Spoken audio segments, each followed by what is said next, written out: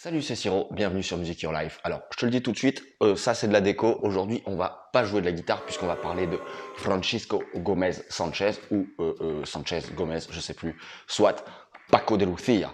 Désolé pour le titre légèrement putaclic de cette vidéo, mais ouais, voilà, c'est comme ça. Francisco Gomez Sanchez, dit Paco de Lucia, est né en 1947 à Algeciras et il est décédé en 2014 à Playa del Carmen au Mexique. Alors pourquoi Paco? Parce que Paco c'est le diminutif de Francisco et comme des Francisco il y en avait plein en fait et donc plein de petits Paco qui jouaient dans la rue, on mettait le nom de la maman, ça permettait de les distinguer. C'est pour ça Paco de Lucia, sa maman c'était Lucia. Paco de Lucia c'est un guitariste exceptionnel, vraiment. Il a entièrement dépoussiéré tout le flamenco. Il a eu un apport dans le genre et même bien au-delà qui est considérable puisqu'il est considéré même au-delà du flamenco comme un des plus grands instrumentistes du 21e siècle. Il a plus de 40 disques sous son nom et de nombreuses participations, notamment avec le plus grand chanteur de flamenco, Camarón de la Isla. Paco, il débute la guitare très jeune, dès 5 ans, et il habite en fait un quartier gitan. Son père se produit aussi le soir et va le former un peu à la dure. Les habitants, carrément, quand ils passent dans la rue, ils croient qu'il y a des nouveaux albums de flamenco qui sortent, tant le petit Paco, il déglingue déjà tout.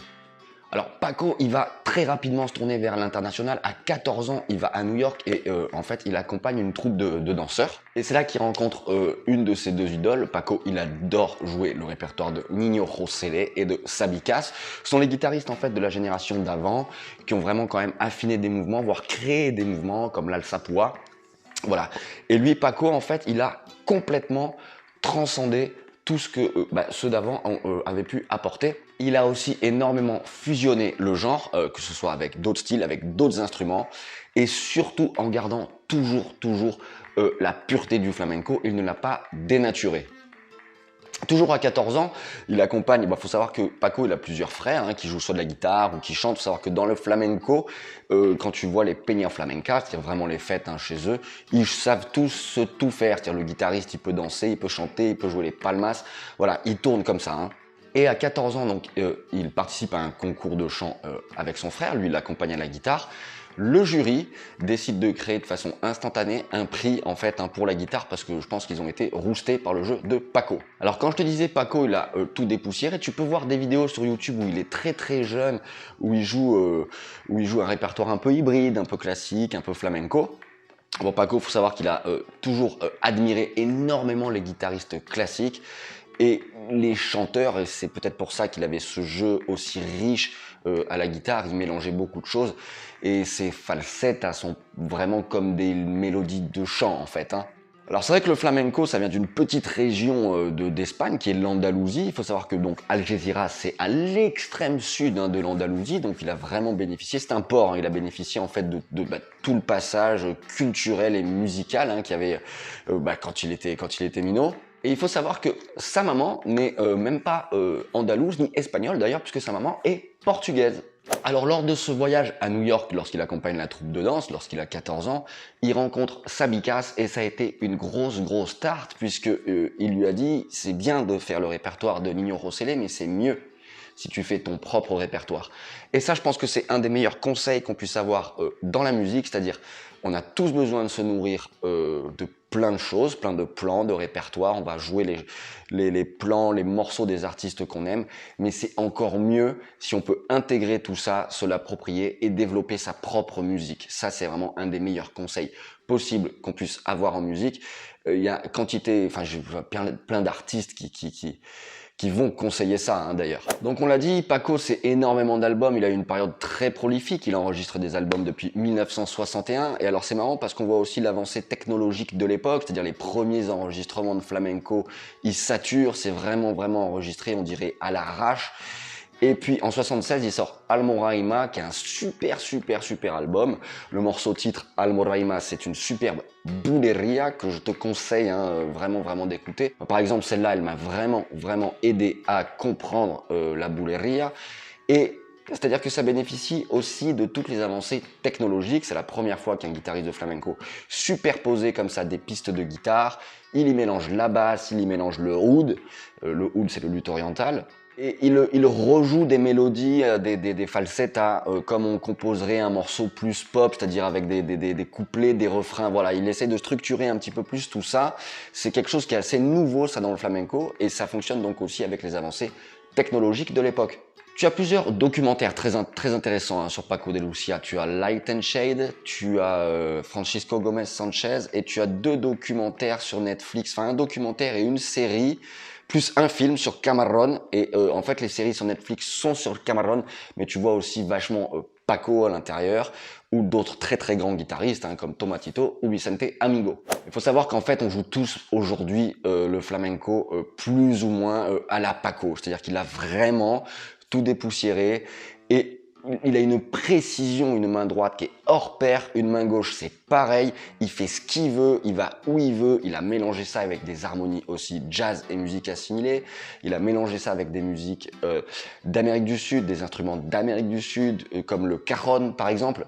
Et déjà même avec Camarón, ils expérimentaient et je crois que dans un des docus, ils disent c'est extrêmement rare et les gens qui en sont conscients sont très fiers d'avoir pu à la même époque avoir vu 2 tueurs jouer ensemble. Et tu le vois dans les vidéos, quand Paco il joue, Camarón il est extrêmement admiratif et quand Camarón il chante, Paco il est scotché. C'est-à-dire que les deux en fait semblent bloqués l'un sur l'autre et ils ont eu un apport les deux considérable. Hein. Paco aussi il a eu des succès grand public comme Entre dos Aguas, qui est une rumba hein, qui est sortie dans les années 70.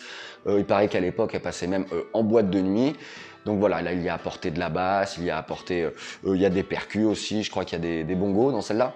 Voilà, donc avec un thème très chantant que tu peux d'ailleurs bosser, c'est une rumba qui est pas très difficile, tout au moins pour le départ, hein, parce qu'après dès qu'il commence à phraser rapidement, voilà, Paco c'est aussi une technicité hors pair, c'est vraiment, en fait, faut que tu l'écoutes. Si tu ne le connais pas, c'est vraiment très important. Je te mettrai en lien dans la description de cette vidéo. Alors, je vais pas t'en mettre une tartine, mais on va dire peut-être les 2, 3, 4 albums ou morceaux vraiment importants pour découvrir son répertoire. Tout au long de sa vie, Paco, il a fait énormément d'expérimentation et de fusion.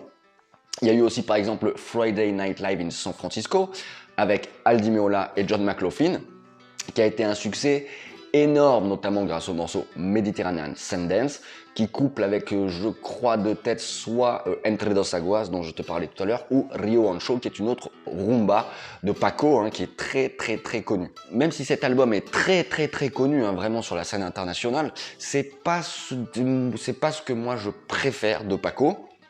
Il le dit lui-même, hein, il a eu besoin de passer par là, ça lui a permis d'intégrer l'improvisation au sens comme on l'entend dans le jazz, le rock, ça fonctionne pas tout à fait pareil hein, dans le flamenco. Donc lui, ça lui a permis de s'ouvrir à tout ça, hein, et de faire des tournées mondiales avec d'autres musiciens hein, qui étaient vraiment aussi des musiciens exceptionnels. Moi, c'est pas ce que je préfère, je trouve que ça tourne un peu au cirque et puis je trouve que la musique de Paco, le flamenco puro est tellement plus riche à mon sens, enfin, bon, ça c'est personnel.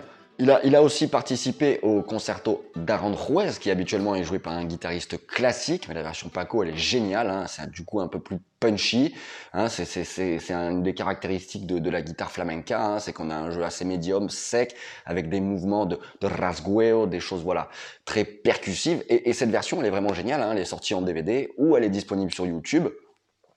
D'ailleurs, il a passé un mois, 12 heures par jour, à travailler la lecture, hein, puisque Paco n'était pas lecteur. Et puis finalement, il s'en est un petit peu détaché, il a beaucoup travaillé d'oreille. Et je crois, de ce qu'il dit, la transcription l'a aidé à hauteur de 20%, et les autres 80% étaient vraiment du travail d'interprétation d'oreille. Et il paraît, même si c'est un musicien hors pair, qu'il était complètement flippé hein, lors de ce passage avec l'orchestre. Comme je te disais tout à l'heure, tu peux le trouver sur YouTube. Alors l'héritage de Paco de Lucia, il est énorme puisque des musiciens du monde entier, même s'ils ne sont pas fondamentalement des guitaristes de flamenco, écoutent Paco ou s'imprègnent de sa musique parce que voilà, il a vraiment, c'est un artiste c'est une légende. Voilà, Paco c'est une légende. Si je t'en parle aujourd'hui, c'est parce que c'est important que ça arrive à tes oreilles. Il a vraiment eu un apport considérable dans le genre et dans le milieu, hein, dans le monde hein, de la musique et de la guitare. Son héritage, ça va être des guitaristes comme Tomatito, hein, avec lequel il a joué. Hein. Tomatito a accompagné aussi Camarón pendant 17 ou 18 ans. Tomatito, c'est un gitan, il a un jeu très très percussif, c'est vraiment vraiment génial. Moi je trouve qu'on comprend très bien ce qu'il propose, hein. Il y a plein de vidéos aussi. Tu as aussi Vicente Amigo. Alors Vicente Amigo, c'est juste le plus beau toucher du flamenco à mon sens et des trouvailles incroyables. C'est vraiment... Vicente Amigo, c'est vraiment un poète, c'est vraiment un chercheur. Il a une sensibilité hors pair, il joue vraiment avec son cœur. Il arrive vraiment... Parfois, il fait sonner même la guitare comme un oud. Il faut dire... Vicente, c'est énorme. Il y a aussi Chicuelo, contemporain de Paco, tu avais Paco Cepero. Bref, en fait, quand on s'intéresse au style, on est tous de l'héritage de Paco. On joue quasiment tous à la Paco dans le genre maintenant. Voilà, alors pour terminer cette vidéo, je voulais juste qu'on soulève une toute petite question, puisque on l'a dit, Paco c'est une légende, c'est un monstre sacré vraiment dans le genre, mais alors est-ce qu'on peut quand même s'y frotter, bosser des trucs? Moi, ce que je te conseille, c'est de t'en foutre plein les oreilles, déjà, d'écouter sa musique. Et il y a des morceaux, même si c'est un guitariste qui est avec un niveau monstrueux, il y a des morceaux qui sont tout à fait abordables, comme Entre dos Aguas ou Rio Ancho. Voilà, il y a quand même des choses que l'on peut jouer. Maintenant, il y a des morceaux qui sont vraiment complètement injouables et vraiment très difficiles à reproduire, hein. Tu peux trouver hein, les partitions. Mais bon, c'est quand même de très haute voltige. Voilà, donc j'aime bien de temps en temps comme ça te proposer des analyses de grands musiciens. Je l'avais déjà fait concernant Frank Zappa. Tu peux le retrouver ici, en cliquant sur le petit i comme info, voilà. Et si l'apprentissage de la guitare flamenca, c'est quelque chose qui t'intéresse, le flamenco, c'est quelque chose qui vraiment te plaît, bah, j'ai une playlist dédiée sur cette chaîne. Donc tu peux regarder, il y a déjà plein de choses. Je joue plein de palos différents. Je te montre vraiment des trucs en détail. Parfois, je file aussi les partitions. N'hésite pas à aller voir dans les descriptions des vidéos. C'est très important, hein, une vidéo sans sa description, voilà. Donc tu es prévenu. Et si tu veux aller encore plus loin, tu peux retrouver une formation complète dédiée intégralement à l'apprentissage de la guitare flamenca. Ça, c'est dans l'onglet formation de mon site musicyourlife.net. Enfin, pour que ce soit plus pratique, tu peux le retrouver ici, hop, en cliquant sur le petit i comme info. Voilà, formation guitare flamenca. Quant à moi, je te conseille vraiment d'écouter Paco de Lucia et je te dis à très vite sur Music Your Life. Ciao!